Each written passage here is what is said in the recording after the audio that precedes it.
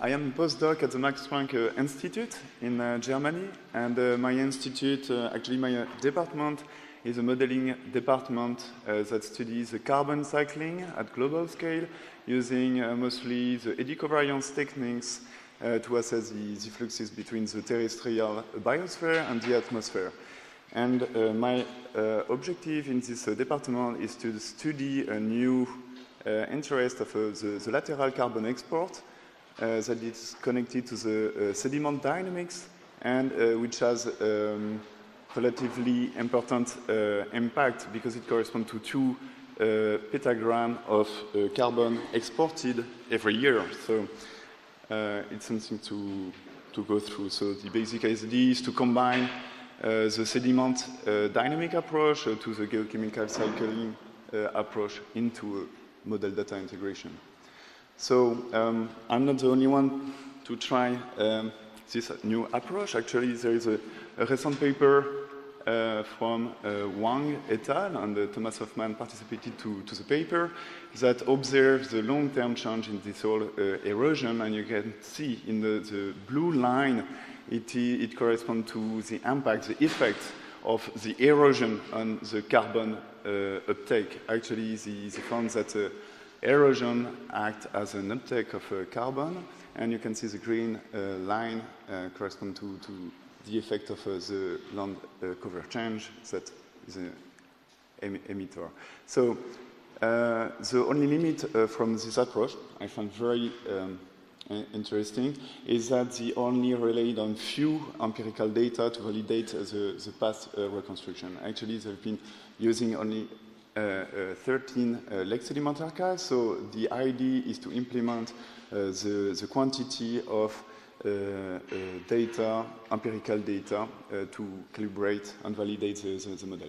So an initiative from the GLOS group of pages is to conduct this kind of synthesis. But for now, the lake sediments are not very well represented, and because sometimes we see the lake sediment there is a bias in the lake sediment archives because it both records the erosion but also the primary production in the lakes. There is a different process involved in that, so we have to do some process before using the pure signal of erosion. So this is what I'm trying to do, and my main objectives are to provide some new estimates of the long-term erosion from lake sediment archives using depth edge model, density, and mineral geochemistry data. And the second objective is to integrate these new estimates of erosion in a database, such as the one I just presented from the GLOS group I'm involved in, but also some different initiatives like the one of the INRS that was developed by Pierre Frangus for the VARD working group, or bigger groups like the Linked Earth. To assess the sediment accumulation rate, to assess the erosion in the past, you can use different proxies like the radio dating techniques, like the C14 for the very long term, and on the recent period you have a different other marker like the lead-210 or the cesium. But generally you lack precision in this period of time, especially at the same time you've got some massive changes in the human impacts. So another approach could be to use a VAR records that correspond to annually laminated sediments to reconstruct the continuous sediment accumulation rate to estimate the erosion over time. I took this picture from Fabien Arnaud et al., and it corresponds to our basic approach where we try to integrate our data.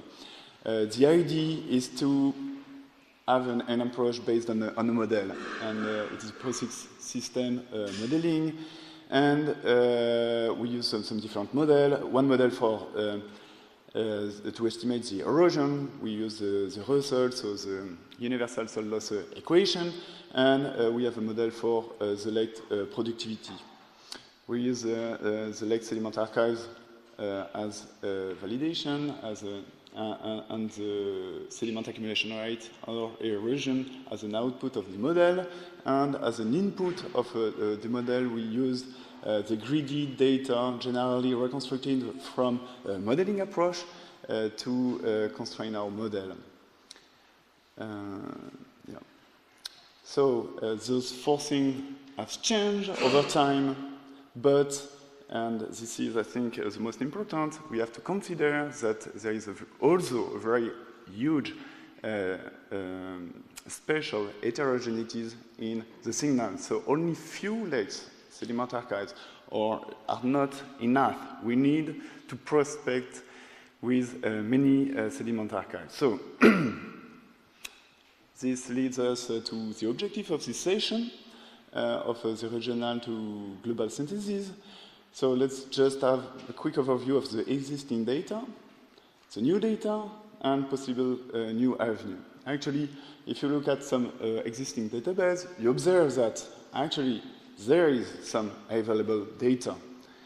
And they come from some different database. Actually, I'm working with different databases at the moment. One is collaboration with the team of Irene, Gregory Yves, and Pierre Francus for the McGill, and where we focus on the more recent period with the lead-210 and the cesium. And we presented a poster this morning.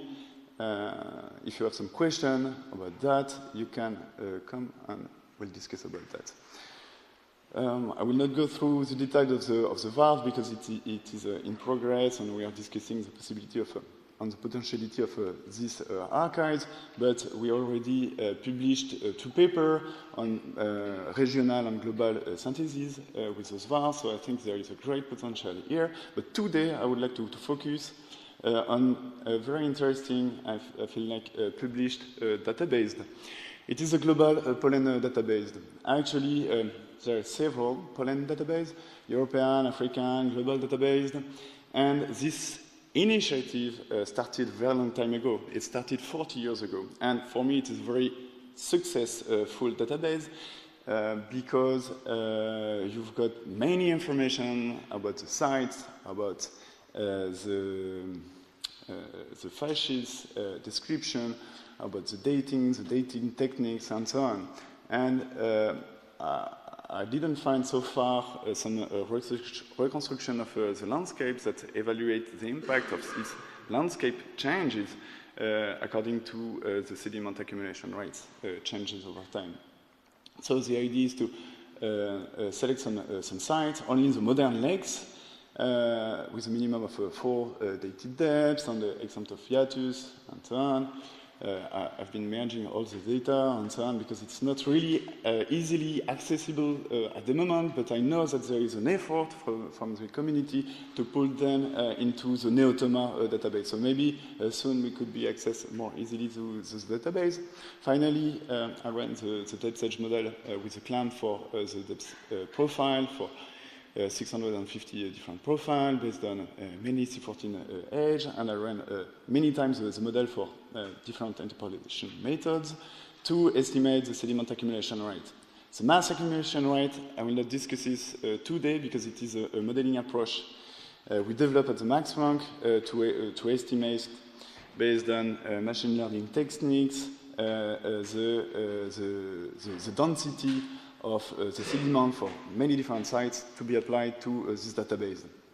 Finally, I used also the greedy database to describe the watershed, and I've been using many different databases like soil properties, elevation, and so on. And you can observe that the resolution is quite high, so every time you have to use a very big machine because it consumes a lot of time to produce the results. But I've been also using the temporal vegetation data, but also the climate, for instance, for the height, but some interesting vegetation reconstruction, like the one presented yesterday for the antrum, seems to me very promising.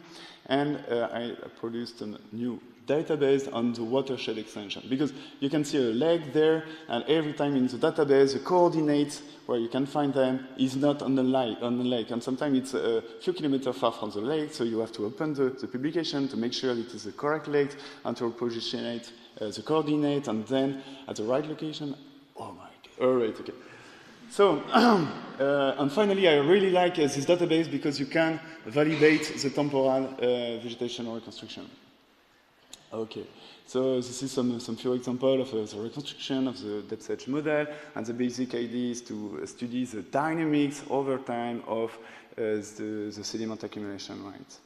So I will pass from that, and this is very preliminary results where you can observe in the red dot the increase in the sediment accumulation rate, and in blue decrease, and the green we can't see it very well, but there are many dots there where there is no change.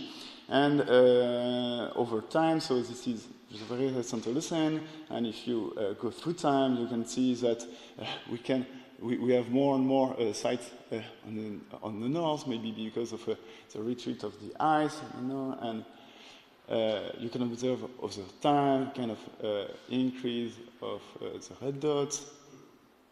So it gives us information about the number of sites that present an increase in the sediment accumulation rate, mostly on a more recent period. And if we see the histogram, you can observe this very interesting pattern that shows that you reduce the extreme changes in the sediment accumulation rate to more slight increase for the recent period, but still with the increase. And then you can compare this change with the change of some parameter for the land cover, like the cropland.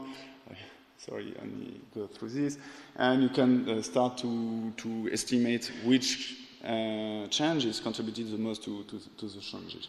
A last result I want to present, it's I just presented you the long term, but for the more recent period, you can observe it is the number of sites there presented and plotted according to the median. You can observe the sediment accumulation rate, mass accumulation rate for the modern period, the last 50 years, and the past. You can see the date, it's a little bit previous, and you can see for every site, you can see this, for many sites, you can see an increase in the sediment accumulation rate, the mass accumulation rate.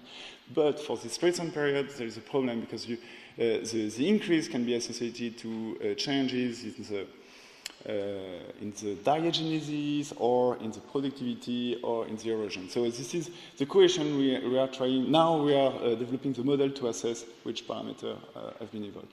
A last word about last initiative, because it's very well to rely on existing database. It's going to be my last word, sorry.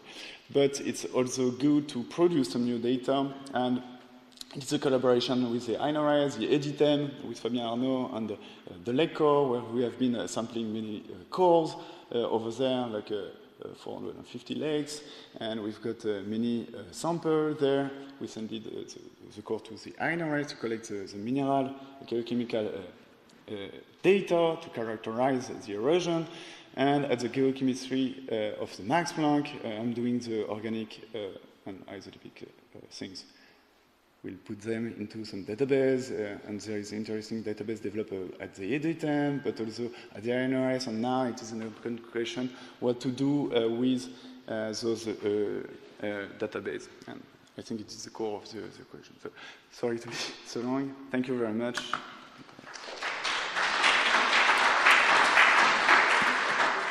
I will give you an overview of Land Cover 6K, the working group, PAG's working group, and where it stands today. I want, of course, to thank all the people that are involved and helping in this initiative. Catherine Morrison, Marco Madella, and Nikki Whitehouse that help a lot with the archaeological historical side of it. And, of course, the many subgroups, coordinators at the regional level and at the methodological development level. So land cover 6K is land cover and land use change over the Holocene at the global scale for climate modeling. Holocene. It doesn't mean because it's called 6K that it's only 6K. I want to say it immediately. We have we are operating with subgroups, 5 subgroups that are regional subgroups, and you see them on this map, and 4 methodological working subgroups. 3 main activities: pollen-based land cover reconstructions, that we call it in short land cover activity, then the history archaeologically based activity that we call land use activity, and finally the anthropogenic land cover change modeling.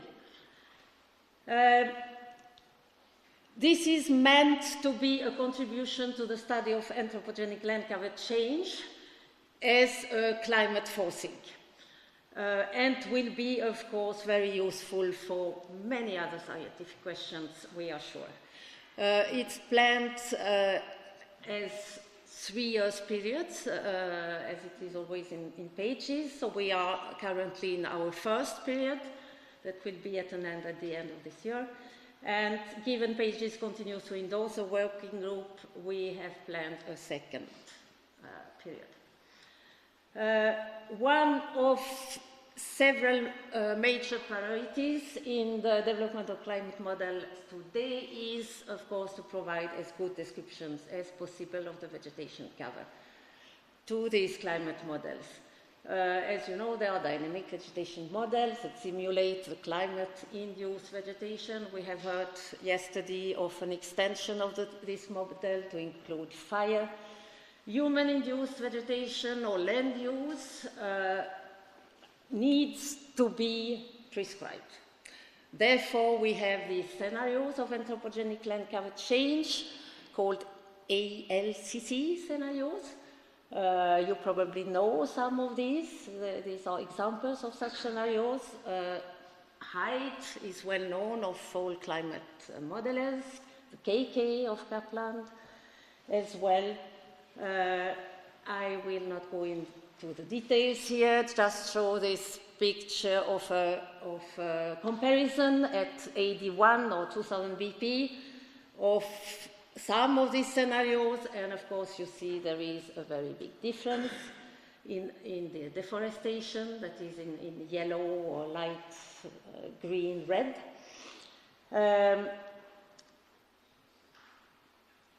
And this needs, obviously, evaluation.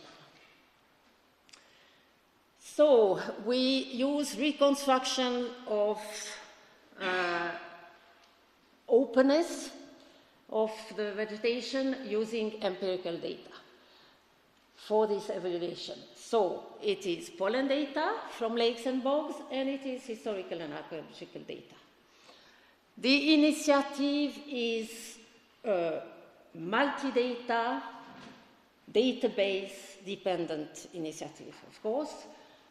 We have in the 2 communities a very big community of data contributors, and a less big, although these 2 balls are the same size, but a less big community of methods developers, database developers, and so on. The idea is that it is a collaborative, win-win approach where the methods developers learn, teach these methodologies to the data contributors, so that at the end of the day, these 2 balls will more and more overlap each other, so that there will be more and more data contributors that are also in control of the modeling process. So we have priorities for this first period. Development of methods and tests of our methods for 3 selected time windows, 6K, AD 1500 and AD 1850, these are relevant time windows in ongoing climate modeling initiatives. That's why we are focusing on those. But of course, many people are also focusing on other, for them, more important or interesting periods. So, land cover, pollen-based reconstructions. How do we translate pollen into plant cover?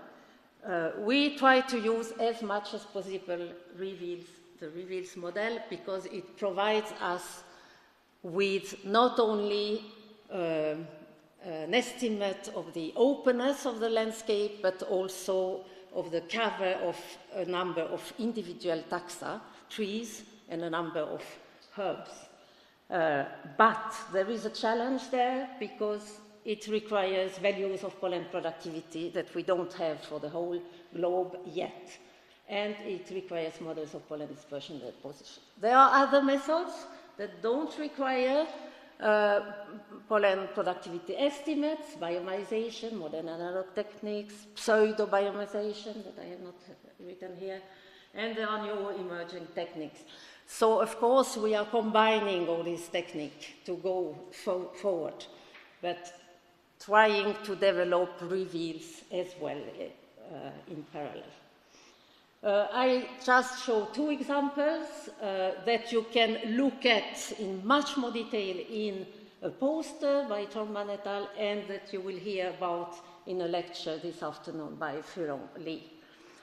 This is the reveals estimates for Europe, part of Europe, not the Mediterranean area, for grassland, for 5 time windows. This was performed based on over 600 pollen records and is grid-based.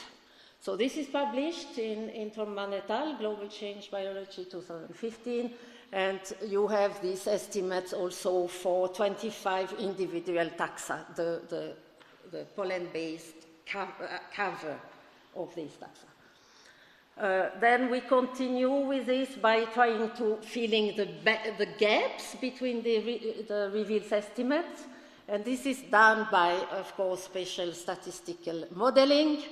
This is an example of such modeling where model simulated climate-induced vegetation by a vegetation model, and the Kaplan scenarios are used as covariates.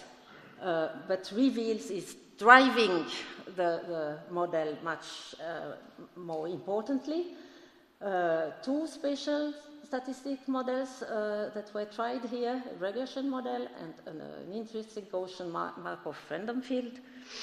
And this is compared with the modern forest data of the European Forest Institute that also has errors in it, of course, but you see that it's not too bad.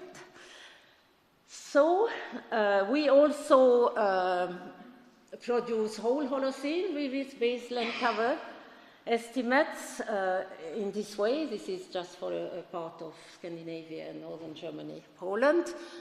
This is done for the whole European area that is published in Thorman et al. 2015. And you have this also for the temperate part of China. And Lee with Furon Lee will present this afternoon.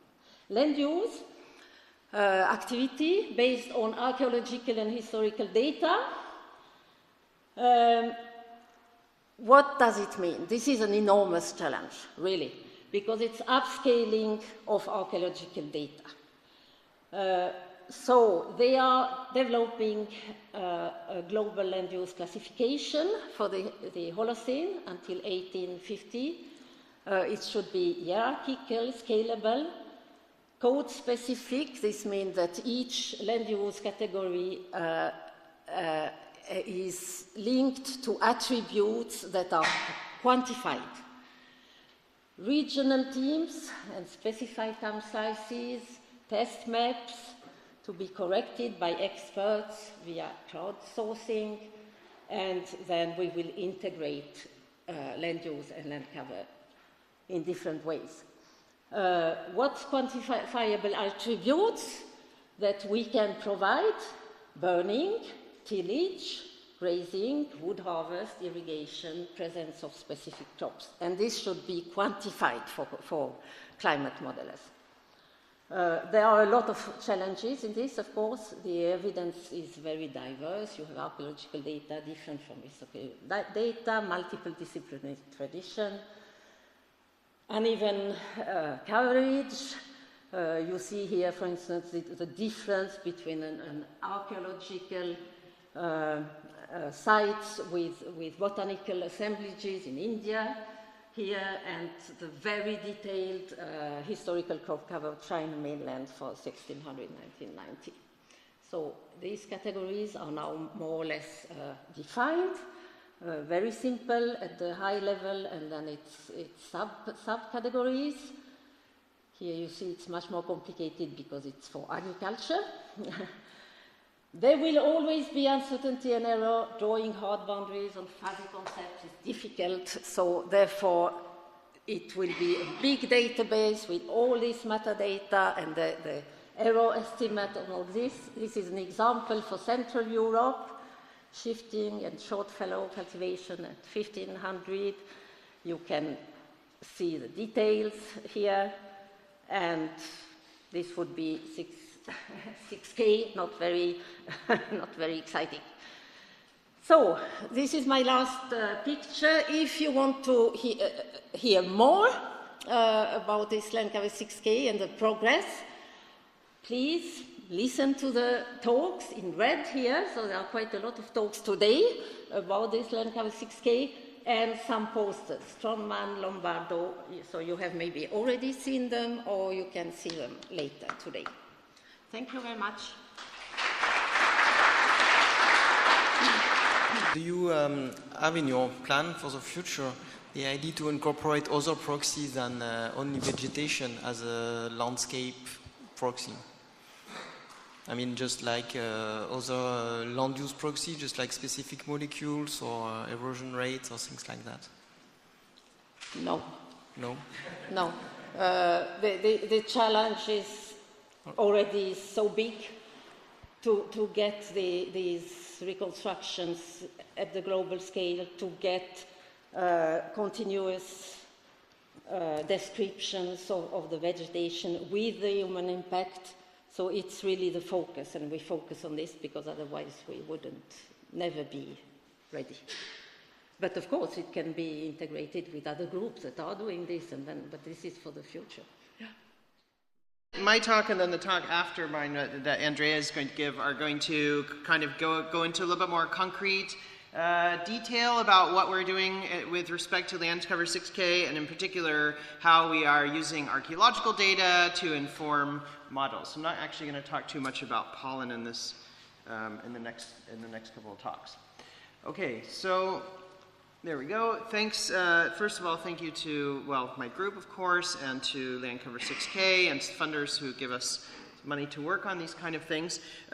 So the situation is, and Marie-José already explained it a little bit in her first presentation, that we have scenarios of anthropogenic land cover change, and they look like this. So you just see now sort of the transformation of the Earth as a function of human action. Okay, and you're seeing now some kind of scalar value here, so land use at the bottom. So more red colors mean more land use, and more green colors mean less land use. But this is sort of not really defined. When we started out, we sort of equated land use with deforestation, but obviously that's not true in all parts of the world, and there are many forms of land use that don't actually involve deforestation per se.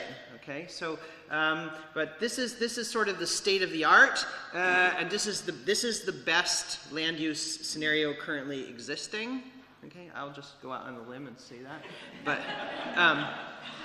but it's still pretty bad actually. So let's just look at this map of Africa, 750 50 BP, AD 1200. So this is an extract of the animation that you just saw, and this is the Hyde scenario for the same period. And what you can see is, first of all, these scenarios really disagree with one another, and second of all, okay, even if we just sort of discount Hyde as being totally unrealistic, even in the KK10, there's all kinds of weird artifacts, country boundaries that emerge there, and there's sort of hot spots of land use that don't necessarily appear in the places where we know there actually was land use. So really, in a way, we kind of need to throw this out completely.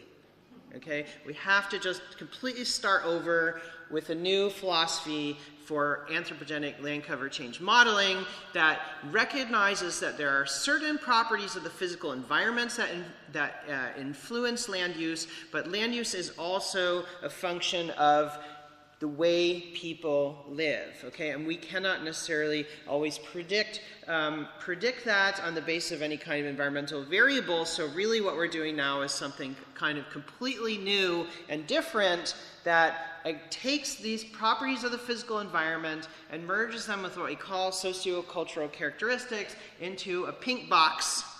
It's a pink box model, okay? But then coming out of that, we're going to have land use and land cover, which are different. Keep that in mind, that land use is not the same as land cover, okay? And then also population. So we're no longer going to be making these scenarios that are driven by population. Past estimates of past human population are very uncertain for most parts of the world, and so we actually need to move away from using population as a driver. So it's not quite as simple as it was in that, as I showed you in that first diagram. Is a little bit more detail in here. You can ask me about it afterwards if you want, but basically we have a suite of sociocultural characteristics that can effectively be synthesized or prescribed on the basis of what we know in the archaeological and historical record, and you will see a wonderful example of that in the next talk by Andrea, okay? And then we have various properties of the physical environments that we can put together into gridded maps. And so I'm just gonna kind of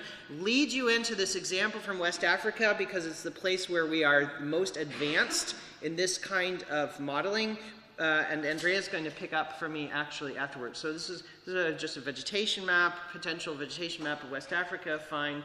I'm not going to talk about it. Just to keep in mind that there are these properties of the physical environment that we can extract effectively. So we know something about climate. So for example, climate tells us something about the suitability of the landscape for cultivation. Soil's the same thing. So it's a map of sand content.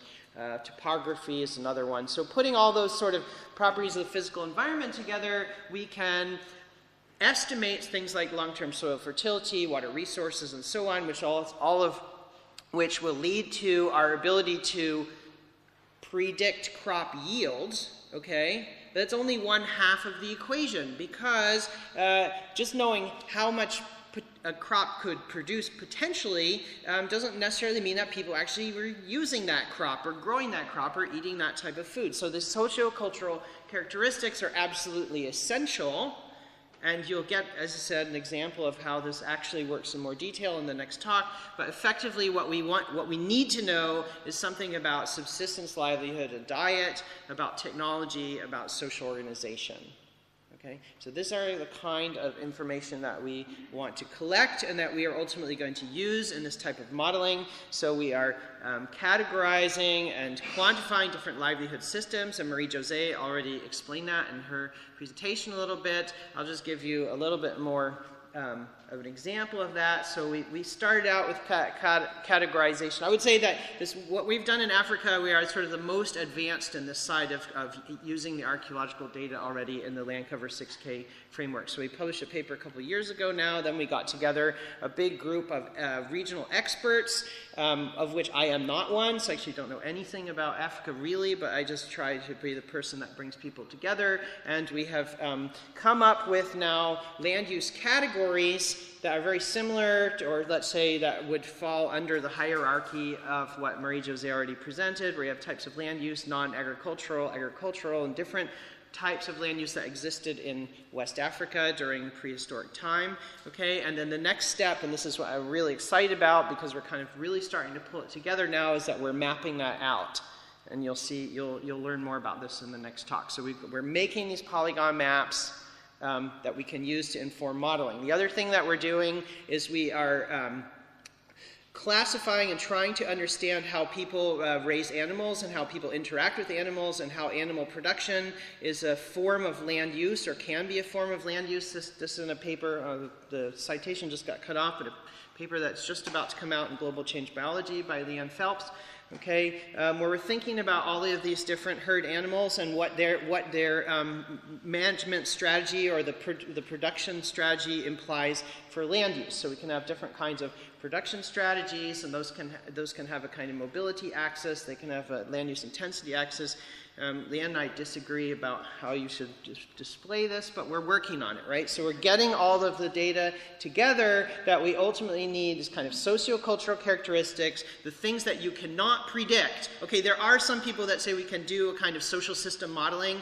We're not doing agent-based modeling. We're not trying to model the emergence of agriculture or anything like that, because actually we know, for the most part, a lot of that information. We know where and when agriculture started. We know where and when different people started using different domesticated animals and so on. But we can't actually predict that very well. So let's use the archaeological information. Let's combine that with the properties of the physical environment. And so you could imagine that we have this kind of stacked layers of physical and sociocultural information that we're going to put together into this model, which will simulate then land use, land cover, and importantly, it will give us an estimate of population that we can, where and when we have population information, we can compare. And so that's, okay, I guess I just keep repeating myself with the same slide. Oh yeah, the one thing I wanted to show you here is that the other important or interesting thing is that we can take into account is kind of feedback between humans and their environment. I think this goes back to what Fabian was saying, in his previous question. We can think about how do people, and the first speaker as well, how do people through their land use modify their environment, say through soil erosion, which may have meant that the places where they could practice their land use were actually changing over time. So it might have been better to farm on hill slopes earlier on in history, for example, and only later on, once the soil is eroded away, then people move into valley bottoms. That could be an example of a kind of feedback loop we could represent in this model. So unfortunately, I don't really have any great grand results to show you today, because this is still very much a work in progress. And I guess I would just close by sort of describing how this fits into land cover 6K. Okay, since this is a session where we're talking a lot about land cover 6K. So obviously the archaeological-based reconstructions and data synthesis are informing us about these sociocultural characteristics. That is key.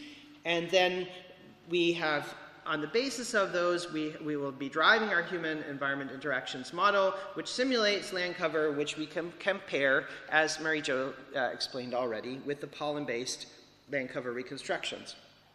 Further, we can compare the land use simulated by the model with independent archaeological data, or for example, population estimates or stacked radiocarbon frequencies, or various things that might give us an indication of human activity or intensity. So that's it. It's very much a work in progress, and I'm also happy to, if anyone's interested, to join up in this activities. Thank you very much. One thing that struck me particularly is the changing position of population in the framework you're using here compared to, say, KK10. Yes. So rather than being an input variable, population is now an output variable. Yeah. And I like that a lot, yeah? Partly because that then provides us with a point of intersection where model output can be compared against empirical, archaeological, historical estimates of past population. So I think that gives us a really interesting point of testing, how far the model actually works in reality. So I think that's a great move forward. Yeah, I think that's key actually, because we don't have good continuous estimates of past population. We have bits and pieces here and there. And actually, as you showed in your talk yesterday, Neil, I mean, one of the things that we probably know more about we probably know more about the rate of change of population than the absolute population numbers over time. So again, if we know that with our models, we'll be able to take that derivative of population and say, do we see a boom? Do we see a bust? You know, would we expect that under these conditions? And that's I think where we really need to go with this. I've been working specifically on the area of West Africa, where we're trying to synthesize archaeological data to map different land use strategies over time. And I've had a lot of help in this work. Jed showed this photo earlier. It's from this workshop that we had a little while ago, where we got together a whole bunch of regional experts to help lend opinions and to sort of criticize a preliminary set of maps that I had made. And we're just about to submit this manuscript associated with this work. And one of the key things about it is to think about different types, not just amounts of land use in the model. So this is just a modern example. If you look at Google Earth and zoom in on an area in the Côte d'Ivoire, you can see these sort of shifting agricultural systems where there are patches that have been burned and are left fallow, and you can see different sorts of arboriculture going on, and you can see the area where the village would be. And this is kind of the idea that I'm trying to get at with, you know, different percentages of the diet and different percentages of land use making up a livelihood. And this obviously has a different effect on the landscape as a much more intensive use. If you're building sort of dry agricultural terraces, it has a much different and much longer lasting effect on your landscape. This is an area in the Mandara Mountains of northern Cameroon where essentially when you look at it from the satellite photo, it looks like someone's drawn the topography lines for you. And the entire area is covered in this. And it has effects on things like water retention and erosion rates that have long-lasting effects. And I've been looking at all of these different types of land use, as much as we can tell from the archaeological record, and categorizing them. And I've been focusing mainly on agriculture. Other types of land use are either sort of a whole different story, and so I'm not going to deal with it just yet, or somebody else is working on them, like Leanne's been focusing on pastoral land uses. And I'm looking at the different types of intensity so that we can know how the land was used, and the archaeological record also to sort of better place that land use in the landscape. As Jed showed with the KK10 distributions have sort of weird artifacts of country boundaries and things like that, and I'm trying to make sure that we put the archaeological known land use where it was. And I'm often finding that there were farming land uses happening in places that we really wouldn't expect and that definitely wouldn't be predicted in the current models. This is just an example of a site in southern Mauritania, Tegadous or Algadous, depending on the historical spelling. And basically, if you look at it from far away, it's in an area that is the desert, and it's kind of on the northern edge of the Sahel, but an agricultural model as we have them right now would never predict any kind of land use in this area. But if you zoom in, you see that this valley is actually very green, and we have historic sources, Arab travel accounts that describe this as a metropolis, a trading town, abundant, cheaply purchased cattle, wheat that was imported from the north, and now they're growing it here and they're watering it with buckets. And we know that all of these activities were going on. And so hopefully my maps will better place this.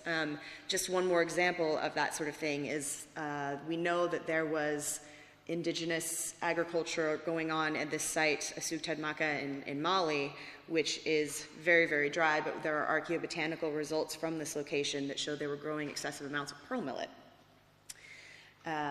Yeah, again, in a place that the current models would never predict there to be land use. So the way that I've been trying to make these maps is by looking at published archaeological data. Sadly, I don't get to do any field work on this project. And just mining it for information about radiocarbon dates and locations and archaeobotanical analysis, faunal analysis, different types of artifacts so that we know if they were smelting iron or not, what the site is like, if it's a permanent settlement or if it's sort of an ephemeral hunting site, pits, all that sort of thing. And each bit of information retains its original published reference, partially to double check for human error, and also so we can go back and get more information later if we need to. And I've collected about 1,500 or so archaeological sites in West and the western part of Central Africa. And we've included any study where we included sites that we wanted within our date range. We included everything that was in the publication, so the dates range pretty significantly. But the data quality at each of these sites is not the same. The data quality and the amount of data associated with each site. So when you take away all of the sites that aren't quite as useful and leave only the ones that have dated botanical or faunal information, we're left with a distribution like this. And for the modeling process, you need spatially continuous models. So I'm left with the task of extrapolating where I don't actually have data points. And I felt like it was important to be transparent about where the estimations were based on lots of good data and where they were more based on extrapolation or sort of vague historic descriptions and linguistics and things like that. So within the database, which is a little hard to see with lots and lots of data, but there's basically a total sort of weight for each context in the database. And this weight is an addition of the quality of the dating and the amount of archaeobotanical information associated and the amount of faunal information associated and the amount of sort of other artifactual data associated with the site. And each type of information gets a weight and they get added together. And then I can do a weighted kernel density for each time slice. And so this is the one for AD 1500, and it just shows us the distribution of data and how much data there is associated with different areas for that particular time slice map. And what I haven't added into this yet is the broad description without specific site location, particularly on the west coast here, where early European travelers described in great detail the rice paddy systems, the mangrove rice, the upland rice. We have a lot of really good detail about that, but we don't have specific site locations, so I haven't worked it into this yet. So Jed already showed this slide. These are the basic categories that we came up with and the color scheme. Fishing, hunting, gathering, and pastoral lifeways are represented in these maps as sort of overlays, because when you combine them with the farming categories all together into mosaics, it ended up as being like over 100 categories or something, and the map was impossible to read. So we took those three out, and we're just using the farming categories. And I think it's really important to say that they don't exist by themselves. They overlap. And so what you end up with are these mosaic landscapes. And this is all of the mosaic categories when you take into consideration all of the areas where the polygons overlap. So our study starts in 1800 BC, and by this time there is already domesticated pearl millet in West Africa. The oldest dated domestic grain of pearl millet is found up in this area in the lower Tilimsi Valley of Mali. And so by 1800 BC, the communities that were using pearl millet and farming were settled and had been settled in that area for quite some time. But you also have, this is the site of Birimi in Ghana, where it's a Kintampo site, and most Kintampo sites have sort of smaller scale food production evidence with a little bit of pearl millet, but mostly foraged forest crops. And there's a bit of a debate as to whether they were planting oil palm for harvest or just exploiting oil palm that was already there naturally. But it's definitely a smaller scale level of food production, and the same thing stretching across the Sahel and up into southern Mauritania. And then as we move on in the time slices, you see the expansion of this smaller scale farming, and you get more settled farming around the edge of the Hood Basin in the like Dar-Tichit sort of area with agripastoral societies. And as I go through the maps, you just sort of see this sort of gradual expansion, but you also see times when farming strategies are abandoned. And this is really in defiance of all of these sort of evolutionary models where, you know, hunter-gatherers become small-scale food producers, become farmers, become more advanced farmers, become more intensified. And what I've found by compiling all this data is that while there is a trend towards that, it's not always the case. And so if you just go back one, you see this whole blob down here in Ghana is the Kintampo. And they've got farming, they're exploiting the natural environment, they've got the particular kinds of pottery that they're very identifiable sites.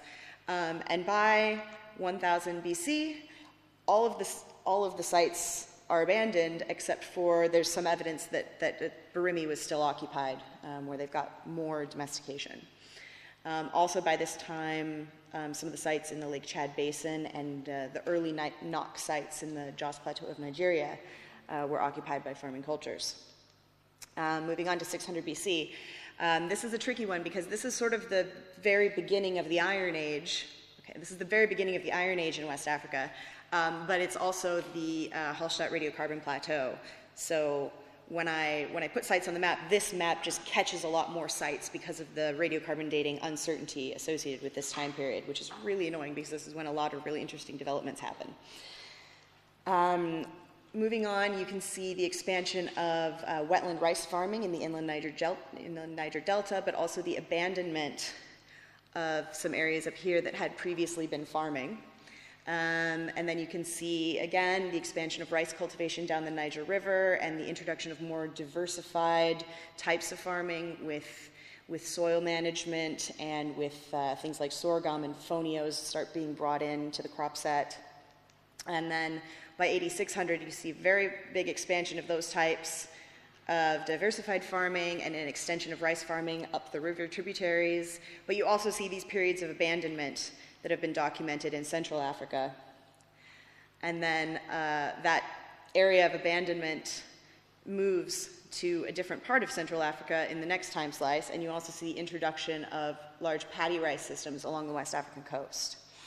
And then finally, this is our map for AD 1500, which is where our study ends, because after this point, you start getting the Columbian exchange and the introduction of maize and other things that completely change the system.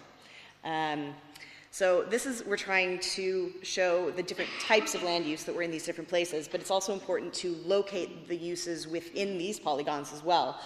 So one thing I'm looking at doing next is taking an existing database of historical cities with back-projected population points and combining that with my existing archaeological database to try and locate populations better within these land use areas. And then we're hoping to combine that information and compare it to things like pollen data to see how trends in the archaeology and the human record may have affected or gone along with the general trend in forest decline, and when you look at more specific sites, you see things like a forest crisis. And so this is just sort of where those maps fit in to that timeline, showing the distribution of the population and the decline in forest and peaks in the summed radiocarbon distribution, which we think is a proxy for population. Thank you.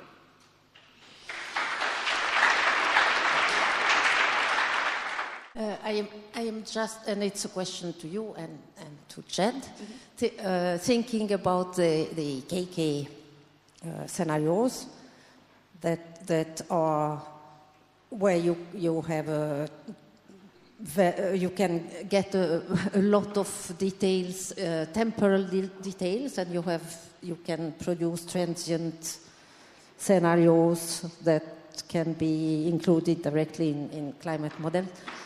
How do you move, and this is very interesting for the whole land cover 6K process, how do you move from such reconstructions to something that can have a very detailed temporal resolution? Well, so the time slices are every 400 years at the moment, and we've been talking about ways to sort of interpolate polygons between time slices, maybe giving each polygon a sort of beginning and end date based on the archaeological data associated with when that particular area first had that. We haven't really sorted that out yet. Good afternoon, everybody, and I'm very happy to be here to present this work, which is co-authored by my colleagues Prasad, Prem, and Navya, but also by a lot of co-workers and colleagues whom I'd like to acknowledge over the years. doing this work, as also pages, and particularly the Land Cover 6K and my institute for funding and other support which helped me to be here.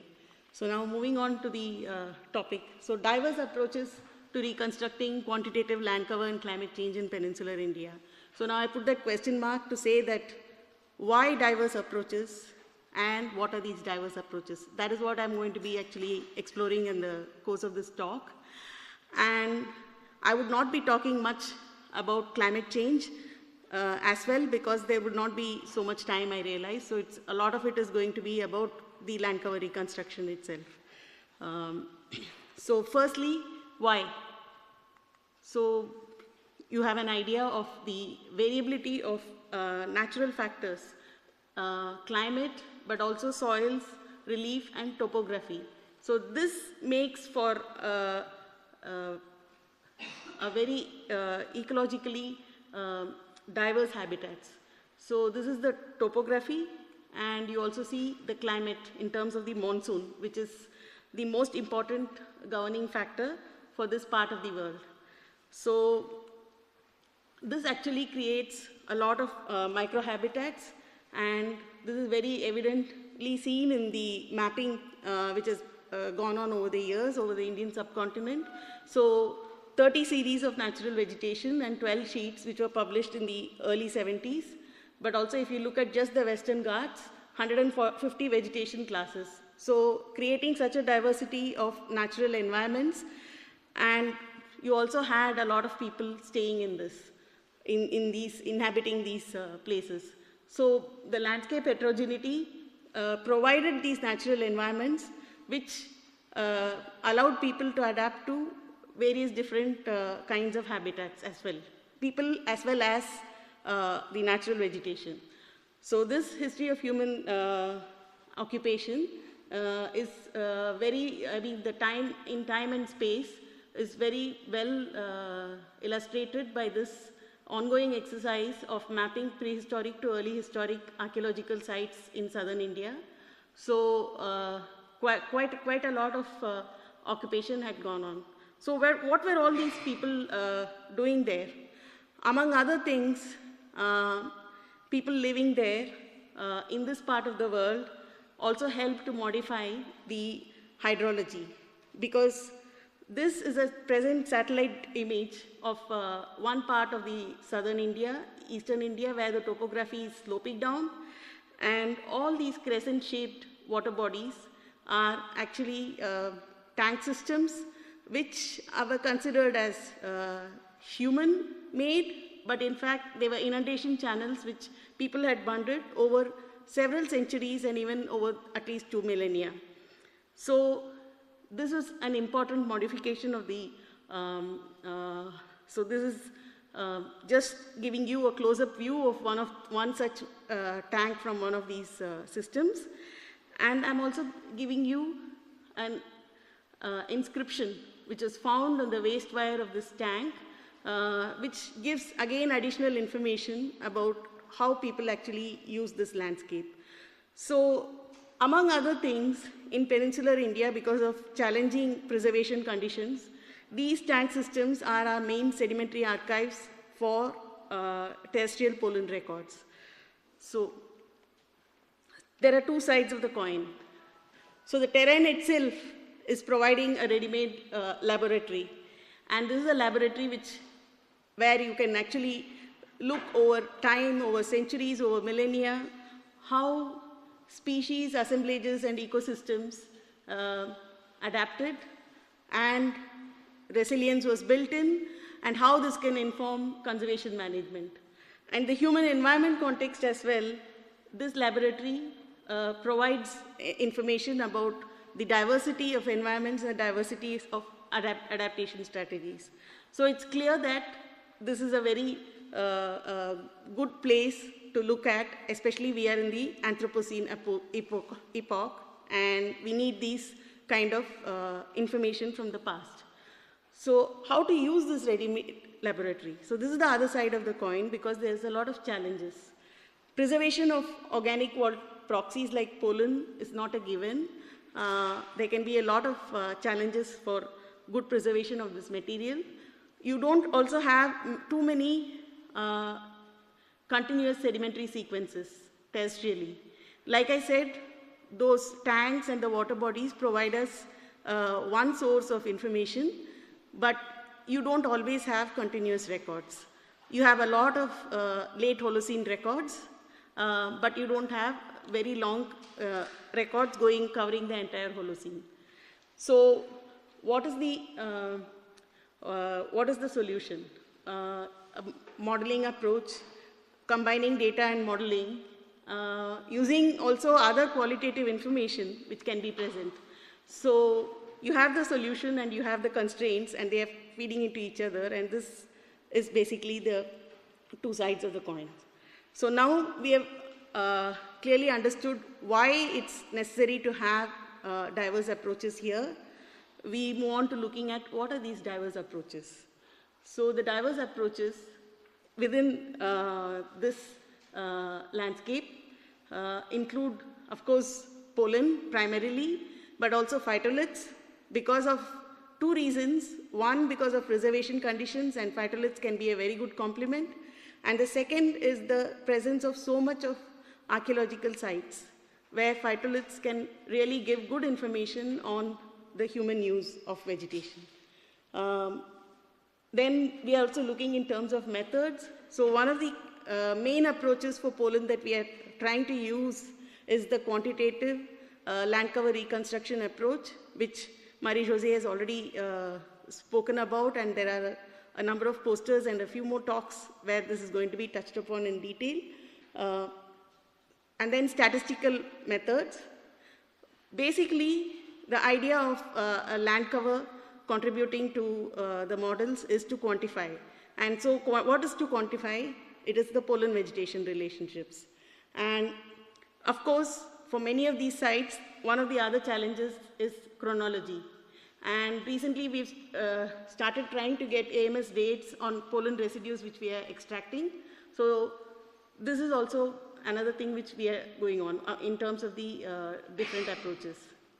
And finally, there is also a very new source of information which is coming very, very qualitative, which is coming in from the ancient Tamil poetry of this area, and also from epigraphical inscriptions.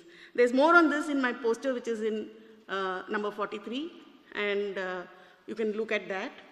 But I'm now going to talk mainly about the key method, which is pollen-based land cover reconstruction, which is the one which can mainly be quantified.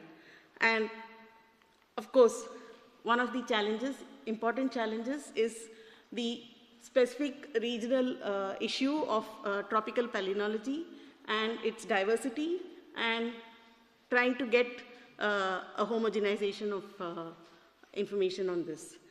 So given this, the work that we have started doing is in this part of South India, where around 14 samples. I even feel shy to say this because Marie-José just mentioned 600 samples, very, but 14 samples, and we have really struggled to get this 14 samples. But I'm very happy to say that we are definitely getting there, and it does seem to work in this landscape, which is very, very different. So we are doing some work here. This is my PhD student Navya's work, and with 14 modern samples and one fossil site where we want to apply it. We have done the pollen vegetation using the Crackles protocol. More on the protocol later, but I'm just going to give the results, a part of the results here. So these are the 20 taxa for which we had, in the 14 sites studied, we had pollen and vegetation results, at least at 7, which were in tandem. And this was the first shortlist to look at what are the ones for which we will get the PPEs. Now, we also got the false peaks for these taxa, because that is an important input for the model. And I'm going to give you some of the first results. Now the ERV model runs. So we did ERV 1, 2, and 3, and we used also four methods. So of most interest is this group of taxa for which we have just now started getting results. So we used Poaceae as the reference, and then we have Acacia albizia, Compositae echinate, Melastobataceae combretaceae, Phyllanthus, Randia, and Securiniga.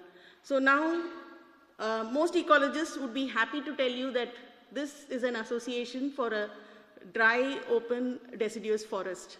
And so this is very nice for us because then it can be applied in the fossil context for this particular area. So I'm just going to quickly show you some of the initial results. I'm sorry because the graphs got a little messed up with some kind of technical issue. But these are some of the likelihood function scores, and these are the M alpha values which we got. So interestingly, in the bog model, we are finding something very strange happening with Acacia albizia, which actually you can't even see here. But we find that we are definitely getting lot of interesting results from which the PPEs are suggesting for this taxa. So in application, so this set of fossil taxa correspond almost to the previous set which we had from our, so we can easily apply it to this mid-Holocene core which is in this region. These results are promising, but then we have a lot of missing taxa, interesting ones like Hardwickia bainata, which we believe could be water transported. And then we also would like to apply it in other areas where we have sedimentary cores in the Kaveri Basin, for example, and in 2 locations. These are the challenges. And well, of course, for the upper mountain high elevation, we'll have to do this whole exercise of PPEs and to get the results. But now we are confident that it's doable. And then finally, there is also this challenge that many of you might have attended the very nice presentation of Corali of her work on the marine cores. So the marine cores are also, in fact, effectively reflecting the land cover from the dry forest to the evergreen forest to the mangrove. And so this quantification needs to be taken forward to this also. And also finally, what I had already mentioned, the phytolith information. And there is more on all of this in my poster, and I request you to visit it. And to sum up, the quantifying pollen data from different kinds of sites, incorporating these vegetation records inferred from phytoliths as well in the quantification, and incorporating some kind of qualitative knowledge which is also available because you have such a dearth of proxies in this area. Thank you for your attention. Okay, good afternoon, everyone. My name is Zhang from Chinese Academy of Science based in Nanjing. And today the talk is some kind of preliminary result about our recent review study about the lake ecosystem change in China. And during the past 200 years, and mainly from kind of a resilience perspective. Okay. So now we live in the Anthropocene, and one of the big challenges in the Anthropocene is kind of abrupt change, like some big kind of conceptual framework, like the safe operating spaces, which suggest there are non-boundaries in the whole planet. And currently, 3 of the boundaries have been crossed, which is indicates a very serious situation for the global sustainable development, and also as the world population reaches 9 billion, so there's, for the global ecological state, there will be a kind of very big, kind of abrupt shift. So behind this big series of ideas, actually, it's different kind of change. So theoretically, there are 3 different types of change. One is linear, so the x-axis drivers, this is ecosystem state. So when we increase the drivers, the system will state will change from one state to another, kind of but if we reduce the driver, the system can recover it. So it's kind of linear and reversible change. The other type of change is kind of when the driver reaching a certain point, the system can shift very abruptly, very quickly. But if we reduce the driver, the system can still recover. So it's a kind of reversible threshold change. And the third type of change is similar as type 2, but after the threshold, the system changes very quickly. The only difference if we reduce the driver and the system cannot go back, so you need to make more effort in case to go back. So this different kind of shift is very, not only happened in global scale, but also in different systems, like the coral reef, community level, ecosystem level, and even the economic system, social system, and the social ecological system. So there's kind of collapse, tipping point threshold happened. So in terms of environmental management, so it's crucial to understanding this nonlinear change, especially for the degraded ecosystems. Here's a lake general information about Chinese lakes. There are about 2,800 more than lakes in China, across different parts of China, and the total water area is 78 kilometers. And there's lots of serious degradation in China, the biodiversity loss, habitat loss, and also the eutrophication. And like the 85% of lake investigated in 2007 is heavily eutrophicated, and also related with the drinking water problem. So the government has spent lots of money to tackle this issue, but so far it's not still working very properly. So from the long-term perspective, it's really interesting to understanding the trajectories of the lake, how they changed from the past to the present. So this, our review is specifically focused on 3 key questions. So are there comparable trends in the lake system across China, in different regions, different economic level, and different ecosystem types? And are this change representing major shift in the ecological character? And how did the social kind of economic change has been shaped the ecological change? In this preliminary review, we synthesized 12 typical lakes from east to the west, and this population density cover different areas, and also from shallow lakes in the floodplain, also deep mountain lakes. So we use diatom assemblage to represent to examine the ecosystem change in lakes. So this is a general structure about the 12 lakes, the diatom assemblage change. So make it more easily, we based on the assemblage to do a principal component analysis to reduce the dimension. And normally the PC1 had been used to kind of represent a state of the community change.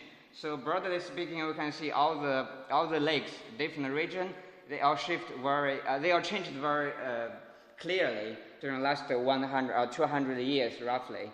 And so we want to know, are there some kind of statistically significant point happened during this time period? So we did some simple analysis based on the breakpoint detection or sequential t-test. And we tested, actually we also use other kind of approach.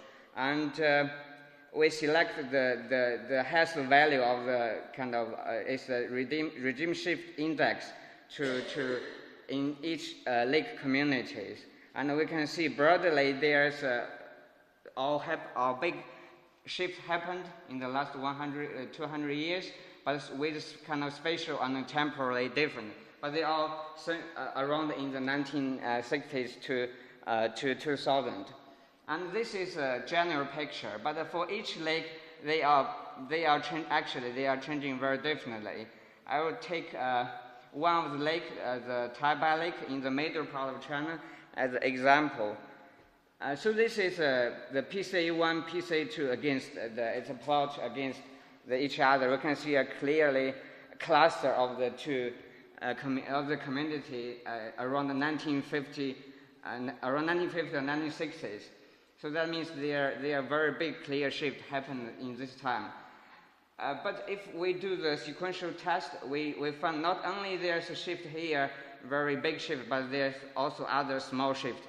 I mean, before and after. So that means that there kind of a gradual change happened. So we tested also the other zooplankton communities within the same lake. This is a Cladosaurus, Chironomid and Cladosaurus. We can see their kind of different change, and not simultaneous with the diatoms, but they all have some change at a certain level.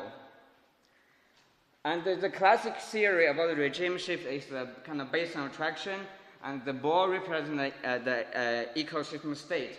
So if there's a driver, the system can shift from state 1 to state B. So it's a very quick shift. But based on our kind of current empirical study, we found that in the lake system in China, actually, between the two states, there's lots of kind of quasi-intermediate stable state. They can exist for maybe several or even decades before they finally go to another state. So this kind of depth represents the resilience of the whole basin, and gradually, as the resilience declines, the system will shift. So we examined the broader drivers of this in China. It's a general kind of some broader scale drivers, and we can see lots of drivers actually happened after the 1950s or 1960s, a different kind of the socio-economic driver. And this is one, the lake I talked before previously, the Tupi Lake. You can see lots of things happened around 1950s. The damming, the reclamation, and also the deforestation and the agriculture intensivity. These kind of multiple drivers, they accumulate through time and have a very kind of big impact on the lake ecosystem. So based on that, we developed the social kind of 3 different social regimes around the lake system. So the regime 1 is before the 1950s. So we suggest the climate is the main driver of the whole lake system, relatively. And between the 1950s, 1980s, the new China founding, and also the population increase, and need more food, kind of intensification of agriculture and the land reclamation, and also lots of damming, hydroecological changing has kind of broken the balance between the lake system with the surrounding areas. And this situation accelerated after the 1980s as the urbanization increased, the open kind of economic reform, so there's more kind of intensive agriculture and also other kind of thing. So this has accelerated the lake degradation, and which makes some lakes has shift very abruptly. And this is the general kind of framework. So the different state of lake system, especially during the last two decades, there are kind of some social ecological feedback between the lake system with the society. For example, some fisheries, they use new technology to get more fish, and there's less fish left in lakes, but in order to get more fish, they still use more kind of technology. So this kind of positive feedback has been kind of drive the whole system has changing very abruptly. So this is our conclusion. So paleorecord can provide useful means to examine nonlinear change, not only in climate system, but also in the ecosystems.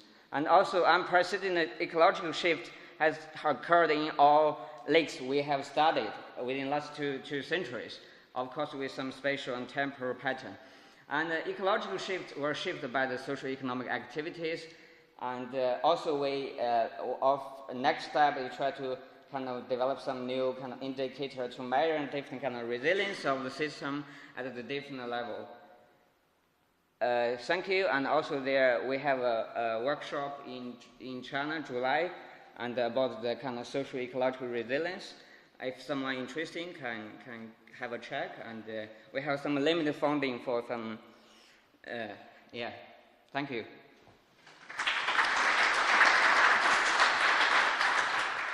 Yeah, so it's Very, very interesting, and clear that there were a lot of changes in these lake systems related to the great acceleration in the last 50 years, as you said. But China has this really long history of human influence on the environment. So what happens before? Anything? This is because we only focus on the last 2 centuries.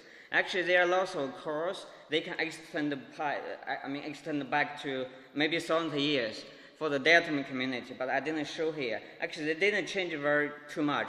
So that's what I say. Before that, there's human activities, but relatively with, you said, great acceleration, that change is relatively small. So we only focus in the 200 years to see for the kind of the management perspective is potential with the time frame. If we go back, there's lots of changes, but yeah, it's different time scale. Very often such changes are interpreted in terms of climate change, and you didn't even mention the word climate here. So do you think climate plays any role in your lakes? I think climate, in the short-term scale, I think human activity should play a high important impact on the lakes. But the climate kind of added on that.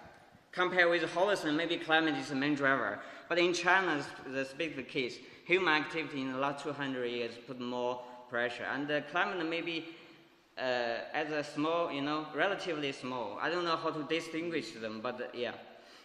In your second last slide, you show the main driver of regime A is dominated by climate change, and then after that, in regime B, is driven by land reclamation.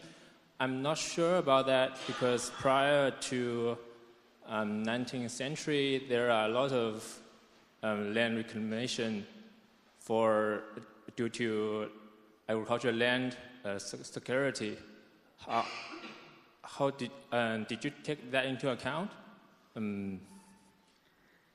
I think it's similar as his question. This is a general kind of conceptual framework we are working on.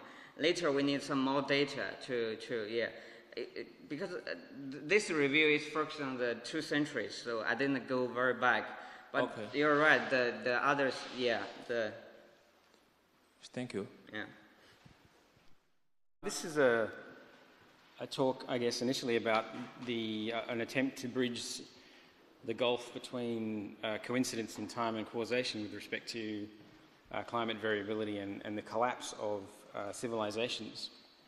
But it can also be taken, and perhaps more appropriately taken, as a kind of reminder that when upscaling archaeological data, place remains really potent, and particularly in this case, the materiality of place is very significant in terms of upscaling archaeological data. So this is a kind of salient reminder of that.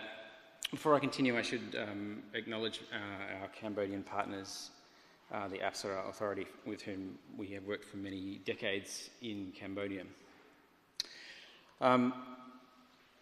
So the key points here, this is kind of take-home messages so you can leave straight away, are these. We're starting with the notion that we have a particular kind of urbanism that we're calling low-density urbanism, which can be quite large in scale, and it's characteristic of the modern era, particularly in places like East Asia and North America and Australia.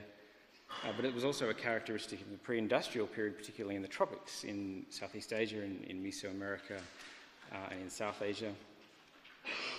And in the tropics, we find that those large-scale pre-industrial, low-density urban settlements tended to collapse spectacularly, taking out not just the city, but the city region that surrounded it. And very often those collapses were associated in some way with some form of climate stress. So in this particular instance, we're interested in trying to provide a mechanistic link between an input, that is to say a climate driver, and an output, which in this case is a social transformation, to go beyond that mere correlation in time to actually look at a mechanistic link between those two things. And we're doing that by taking archaeological map data in particular and using a network model to try and understand how the fabric of a city increases the vulnerability to climate variability. And if we just jump back to this ball and basin diagram that we're all familiar with, we're essentially particularly interested in this notion of precariousness, that is, the socio-ecological system is moving up towards threshold change, and it's not doing so because the drivers are unusually large, but because the entire basin is changing its shape, and that it's changing its shape as an emergent property of the materiality of place.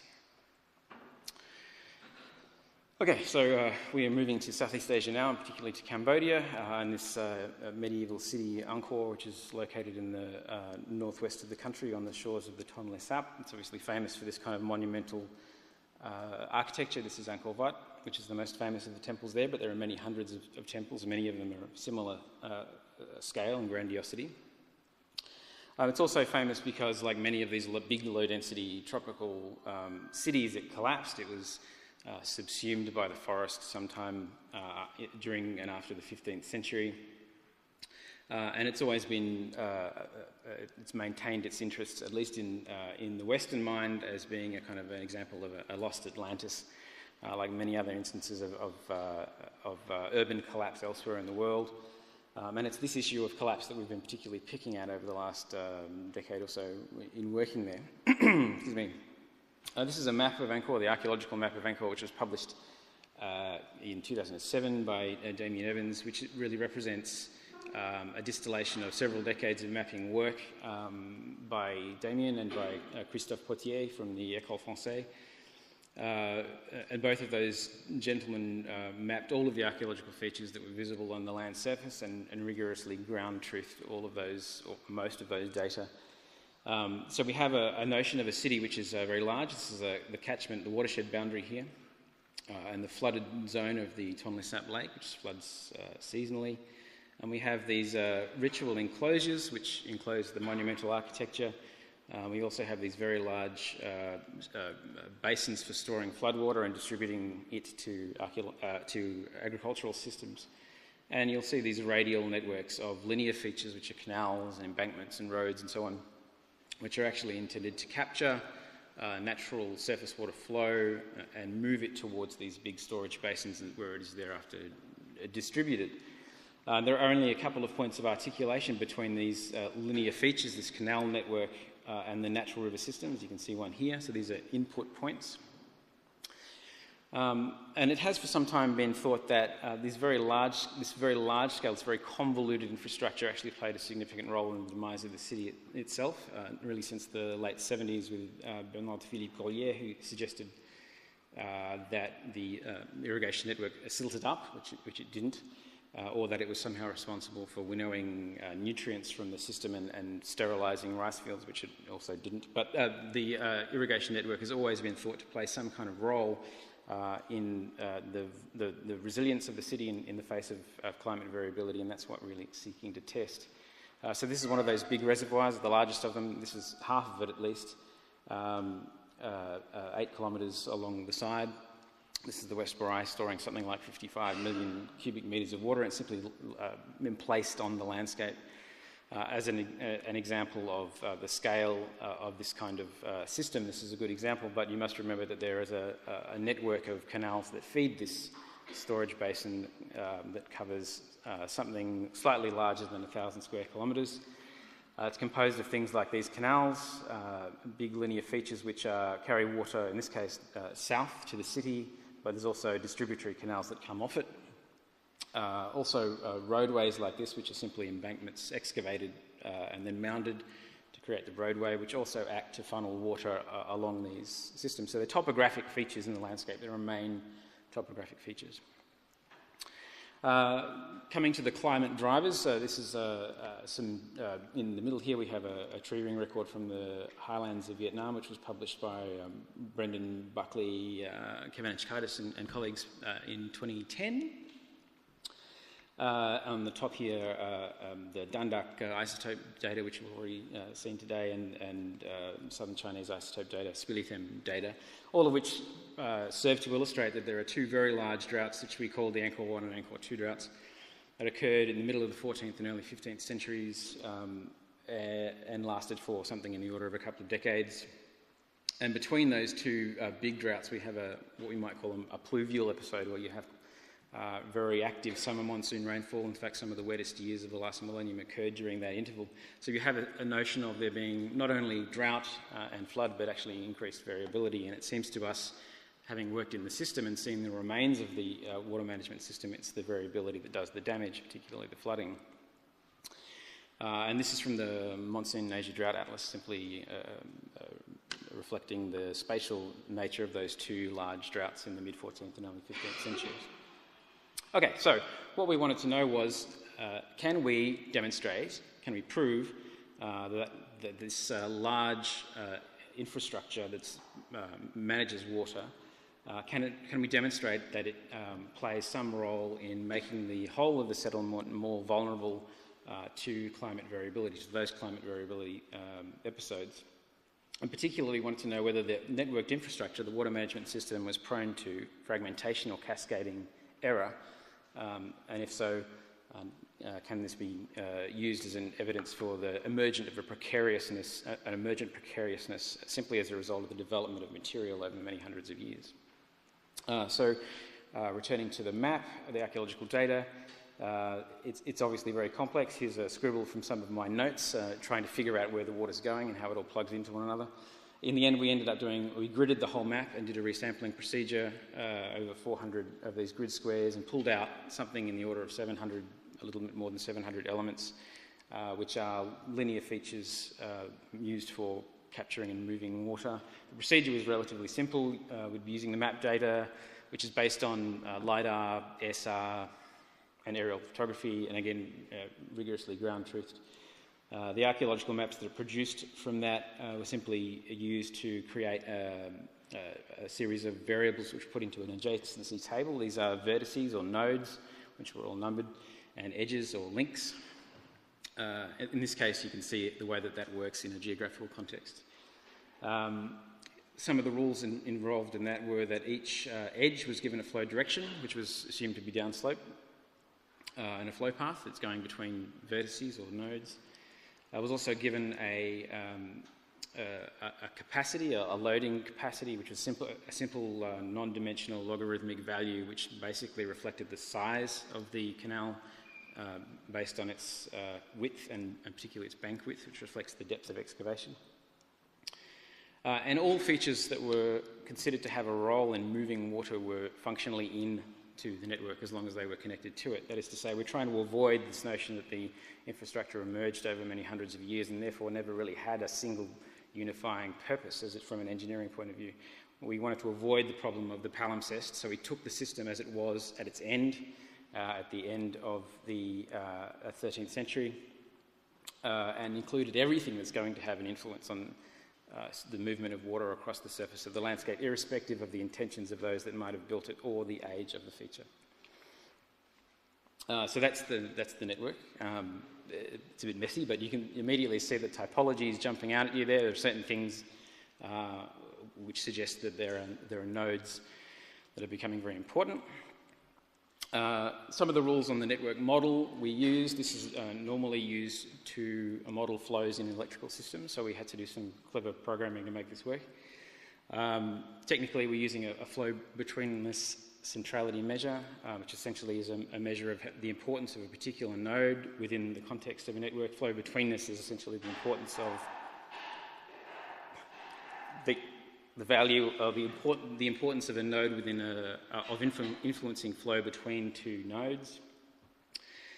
Because if you put water through an open fluvial system, a lot of water at high velocity, it will erode, and if you put less water into a fluvial system, it will start to infill. So in these models, the edges, in fact, have to be dynamic. They have to expand and contract relative to the amount of flow that's being put through them. So we introduced these two terms, the alpha threshold, which is essentially erosion, and a beta threshold, which is sedimentation. And it follows that erosion will occur when gamma, or the flood magnitude, exceeds the capacity that we've given that particular edge. It won't do it immediately, so if you have a flood through a canal that exceeds the capacity of the canal, doesn't necessarily mean that canal section will immediately begin excavating. It's controlled by this sigmoidal function, so that only after a period of time will you get erosion, and the canal won't keep eroding to the centre of the Earth, as it does sometimes in the model. So in this way, we found that we can intuit some of the processes that are going on in this open, effectively a fluvial system in highly friable sand and clay, where the edges in the network themselves are dynamic. Damage to the network is considered to be alpha or beta, erosion or sedimentation. Erosion is important, and I should also say, because it actually severs the links between canals and the distributary canals that come off them, and so is particularly instructive in terms of fragmentation of large urban systems, infrastructural systems. And the global damage term, or network damage term, is defined here, and essentially it's the average of the change to the edge weights for all of the edges in the network during the model run. It was a single flood applied to only the source nodes. There are only a few of those. And the model ran in a parallel environment for a couple of days, I think.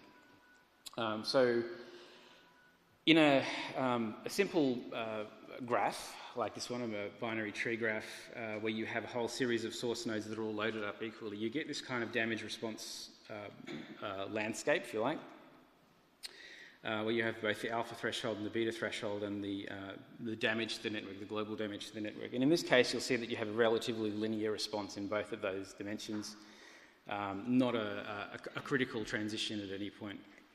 When we did the network model for Angkor, we found that there was an immediate critical transition in both the alpha and the beta. This is actually a relatively old run. It's a coarse resolution. We have better versions now at higher resolution that make this point more clearly, but regardless, it's sufficient to say that both in the alpha and the beta we have critical transitions in the Angkor network in response to flooding. We also found that if you hold beta constant and just alter the amount or the size of the flood that you're driving through the network, there's also a critical transition in terms of the damage to the network. So small floods don't do as much damage and won't cause a cascade. Larger floods will fragment the whole system into bits, which is precisely what we wanted to demonstrate. So in short, these data are telling us that the city of Angkor, because of its size, because it was the largest pre-industrial city on the planet, had developed a network of urban infrastructure that actually made the city more and more precarious over time to the threat of climatic variability. So when that happened in the mid-14th and early 15th century, the system was immediately fragmented through a process of cascade, effectively a blackout. So in this particular case, we have really extensive archaeological mapping data that we can use. It's a very large site. It's largely still lying around the landscape unperturbed as a result of the peculiar history of Cambodia in the recent period. So we can see the damage to the network, and we can go and map these things very clearly. And using a network model, which we've adapted slightly to reflect this peculiar kind of network, we're able to link climate variability into an actual, link it mechanistically to an actual social transformation, which in this case is the abandonment of the city, the collapse of the city. This allows us to test these kind of assertions, which are repeatedly made in the literature and lauded through subsequent citation, that the Angkor collapsed as a result of climate. Now we can actually start to think about the mechanistic ways that those two processes interact with one another. So the urban infrastructure developed over hundreds and hundreds of years into a state of complexity and into a state of precariousness that made the city very vulnerable to the climate variability that occurred in the 14th and 15th century, and as a response, the network model tells us that you have a cascading failure throughout the entire system.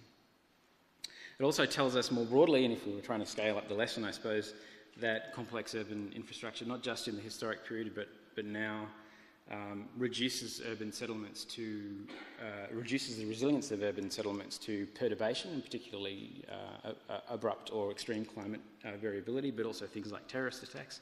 And of course, this is something that managers of critical infrastructure deal with constantly, and it's also something that we, as people that live in urban environments, deal with in terms of infrastructure failure and cascading infrastructure failure. Okay, thank you. Have you been able to date the canal systems? And if so, what are you dating? Yeah, we have been able to date the canals. Particularly, we've been able to date the damage to the canals, because what we can see is there's a huge mobilization of sediment through the system when you have these big flood events. And we can see the incision in certain parts of the system. That's hard to date because you're dating an absence. But we also can date the deposition of that material in the southern part of the system. So effectively, you can imagine big monsoon floods in a system that had been adjusted to drought, blowing apart infrastructure and pushing huge volumes of sediment out of the system. And that sediment drapes over a landscape that was pre-existing, and we can drill through it and get organic materials which we can date. So we have C14 dates that of course, nicely put our floods right into that pluvial episode between those two droughts. So the sediment-based dating and the paleo reconstructions that we've done on various places throughout the city all tie in nicely with this model. First of all, I would like to acknowledge the European Research Council. This project has been carried out in the context of the ERC project called PAST, Pre-Columbian Amazon Scale Transformations. Well, the expansion of farmers and their languages, such as the expansion of the Indo-European languages in Europe or the Austronesian languages in Oceania, are undoubtedly one of the most important processes that took place during the Holocene human history. Across the globe, several cultural expansions have been associated with climate change, whereby climate exerted a control on the extent of landscape favor by particular cultural groups. For example, the drought-induced reduction in forest covers and the emergence of savanna corridors during the mid-Holocene enabled the Bantu to colonize what were once dense forests of the Congo and other regions of Africa. In Central Asia, the horse-riding Scythian people capitalized on the transformation of hostile desert into steppe, brought about by higher rainfall in the last millennium BC. The late Holocene expansion of the Tupi-Guarani languages from southern Amazonia to southeastern South America constitute one of the largest expansions of any linguistic family in the world, spanning around 4,000 kilometers between latitude 0 and 35 degrees south, at about 2.5 thousand years before the present. Okay. Yeah. The Tupi linguistic stock consists of around 60 languages grouped in 10 linguistic families. The Tupi-Guarani family with hyphen includes the ancient Guarani and the Tupi-Namba. Among its 40 languages, it is the largest and the most broadly dispersed, being the only one that can be found outside the Amazon. The map shows the historic distribution of the Tupi-Guarani languages in red, other families of the Tupi stock in purple, and framed in yellow, you can see the Guarani languages, that is the southernmost branch of the Tupi-Guarani and the one that we are concerned in this study. Okay. Yeah. The historical recorded Tupi-Guarani groups were organized in regional chiefdoms. War expeditions traveled hundreds of kilometers through major waterways to attack enemies, conquer territories, capture women, and in some cases, enslave the defeated. Unlike other Amazonian language expansions that appear to have spread through trade and a Pacific ethos, like the Arawak, for example, historical Tupi-Guarani groups have long been perceived as inclined towards expansion and conquest. The Tupi-Guarani live in large palisade villages with almost all the archaeological sites situated in forests close to navigable rivers. The Tupi are major forest niche constructors, and the management of forests was a key component of the Tupi-Guarani economy. They practice polyculture agroforestry, complemented with fishing, hunting, and gathering. Their expansion in southeastern South America marks the widespread adoption of agriculture, bringing with them dozens of varieties of manioc, maize, beans, sweet potatoes, and yams. The linguistic evidence indicates the presence of reflexes of the same name for cultivated patch of land in 9 of the 10 linguistic families of the Tupi stock, as well as similar names for agricultural tools and crops in nearly all the linguistic families of the stocks, suggesting that the speaker of the Proto-Tupi language practiced agriculture, which reinforces the idea that this was an agricultural expansion. The cause of this mass expansion, it's in Spanish, but I think you will understand. The cause of these mass human expansions remain a debated topic in New World archaeology, bioarchaeology, genetics, and linguistics. Similar to other cases of language spread with farmers' endemic diffusion, the explanation for the Tupi-Guarani dispersal out of Amazonia has been demographic growth propelled by agriculture, coupled with a strong territoriality, long-range political networks, and an expansionist war ideology. Southwestern Amazonia has long been proposed as the homeland of the Tupian linguistic stock based on the depth of the regional linguistic diversity. However, the timing of its dispersal and its migration routes remains topics of debate among archaeologists, linguists, and anthropologists. What is interesting is that despite their expansion over thousands of kilometers, the Tupi-Guarani sites show a remarkable homogeneous material culture and settlement patterns characterized by distinct polychrome ceramics, secondary burials in urns, lip plaques, and human-created dark soils today called Amazonian dark earth. The Tupi-Guarani groups were excellent navigators of canoe, which facilitated their dispersion by the main waterways, and their expansion conforms to a dendritic pattern whereby the first settlements in a newly colonized area always occur along the major forested waterways.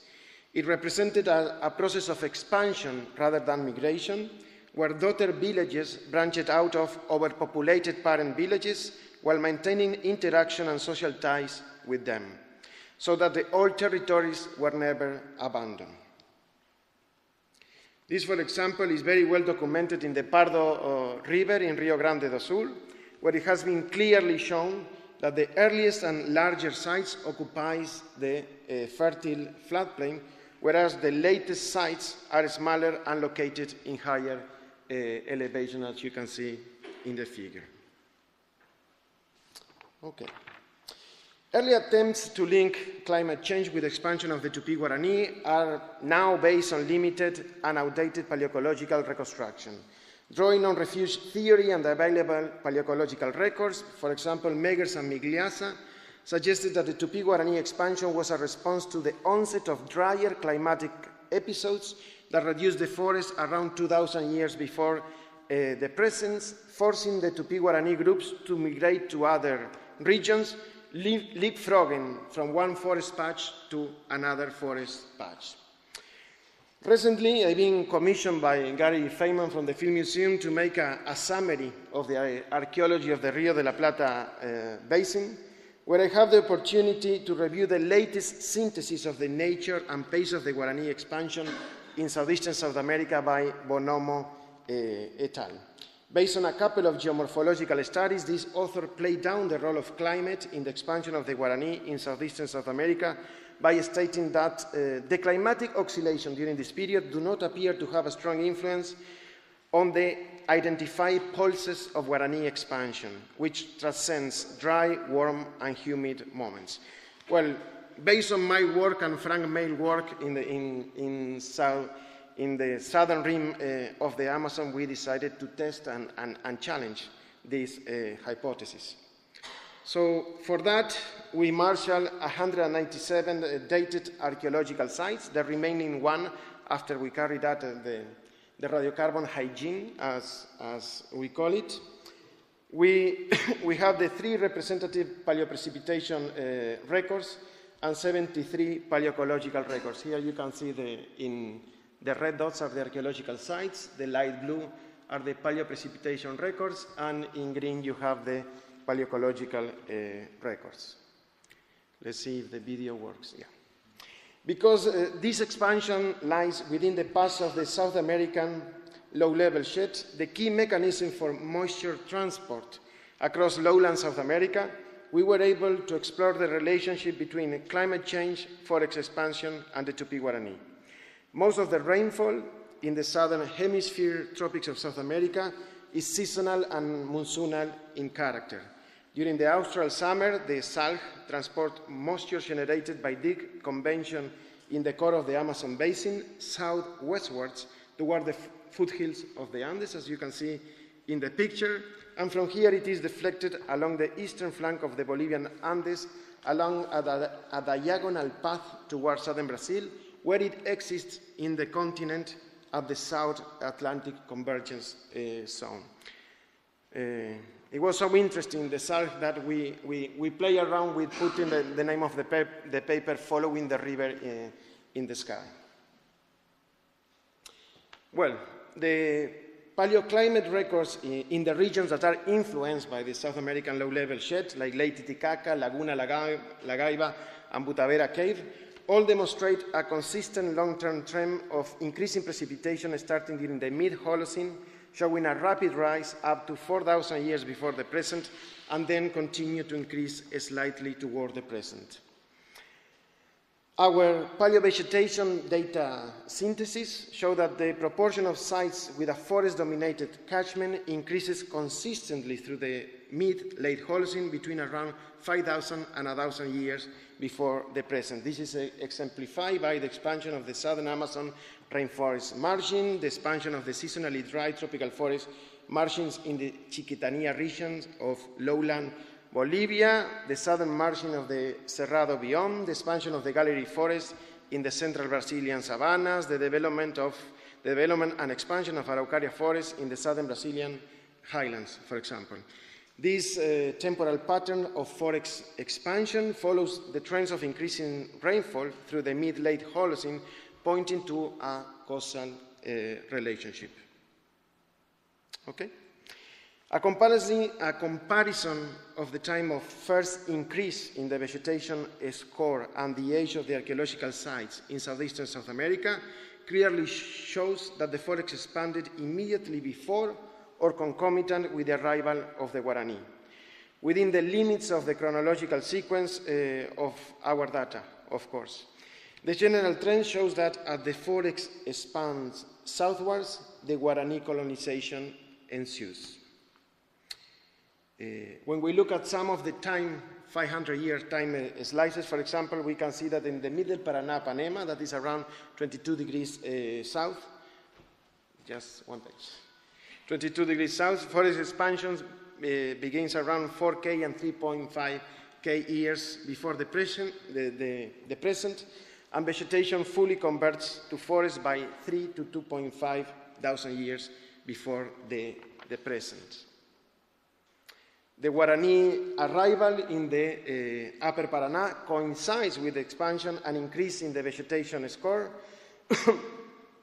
and as one progresses further south, dating to 2.5 to 2,000 years before the present, we see the Tupi-Guarani sites following the growth of the forest. In the Middle Paraná, this trend is immediately accompanied by the Guarani expansion down the Paraná 2 to 1.5 thousand years before the present, and in the Iriarte rivers now we are 30 degrees south. The first increase in the vegetation scores take place at around 1.5 to 1,000 years before the present, preceding the southernmost movement of the Guarani towards the Paraná Delta by about 1,000 to 500 years before the present. Let me just show our animation. It doesn't allow me to show the animation.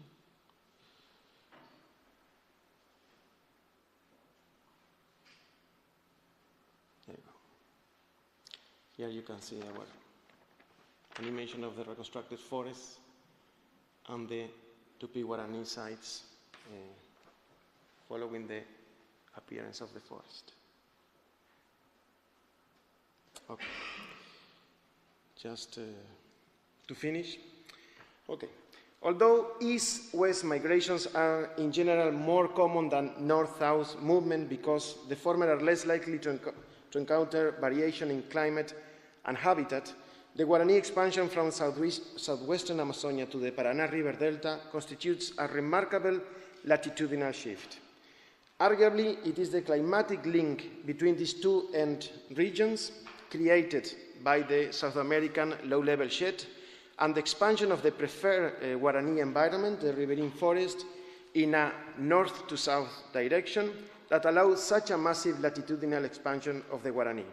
The complex political organization, long-distance village networks, bellicose ethos were obviously socio-political factors that certainly play a significant role, proximal role in the Guarani expansion, but our data analysis suggests that climate change may have been the root cause that triggered the Guarani expansion across these broad temporal, millennial, and spatial subcontinental scales that we carried out our study.